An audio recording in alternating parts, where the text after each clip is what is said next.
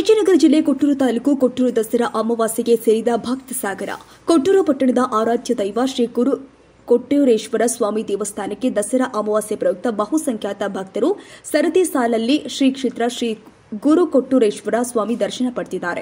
ಮಹಾಲಯ ಅಥವಾ ದಸರಾ ಅಮಾವಾಸ್ಯೆ ಕೇವಲ ಶ್ರದ್ಧಾ ಮತ್ತು ತರ್ಪಣ ಆಚರಣೆಗೆ ಮಾತ್ರ ಮಹತ್ವದಲ್ಲ. ಹಿಂದೂಗಳಿಗೆ ಅಮಾವಾಸ್ಯೆ ಮತ್ತು ಹುಣ್ಣಿಮೆ ಅತ್ಯಂತ ಶ್ರೇಷ್ಠ ವಿಶಿಷ್ಟವಾದ ಪೂಜಾ ದಿನಗಳಾಗಿದೆ. ದುರ್ಗಾ ಮಹಿಷಾಸುರನೆಂಬ ರಾಕ್ಷಸನನ್ನ ಸಂಹರಿಸಿದ ದಿನ ಇದೇ ಅಮಾವಾಸ್ಯೆ ದಿನವಾಗಿದೆ. ಅಮಾವಾಸ್ಯೆ ನಂತರ 9 ದಿನವನ್ನ ನವರಾತ್ರಿ ದಿನ ಅಂತ ನಾವು ಕರೆಯಬಹುದುಂಟು. ಅಮಾವಾಸ್ಯೆ ನಂತರ ಪಾರ್ವತಿ ನವದುರ್ಗಿಯಾಗಿ 9 ದಿನಗಳ ಕಾಲ ಭೂಲೋಕಕ್ಕೆ ಬರ್ತಾಳೆ ಎಂಬ ಅಪಾರ ನಂಬಿಕೆ ಇದೆ. 9 ದಿನಗಳ ಕಾಲ ನಿರಂತರವಾಗಿ ಮಹಿಳೆಯರು ಬನ್ನಿ ಮರವನ್ನ ಪೂಜಿಸುವುದು ಮತ್ತೊಂದು ವಿಶೇಷವಾಗಿದೆ. ಈ 9 ದಿನಗಳು ದಸರಾ ಹಬ್ಬ ಅಥವಾ ದುರ್ಗಾ ಪೂಜೆ ಆರಂಭವಾಗುತ್ತೆ. ಮರಿಕೊಟ್ಟೂರೇಶ್ವರ ದೇವಸ್ಥಾನ ಬಳಿ ಟ್ಯಾಕ್ಸಿ ಡ್ರೈವರ್ಗಳ ಸಂಘ ಭಕ್ತಾದಿಗಳಿಗೆ ಉದ್ದು ಕ ಮುದ್ದೆ ಪ್ರಸಾದ ವಿತರಣೆ ಮಾಡಿದರು.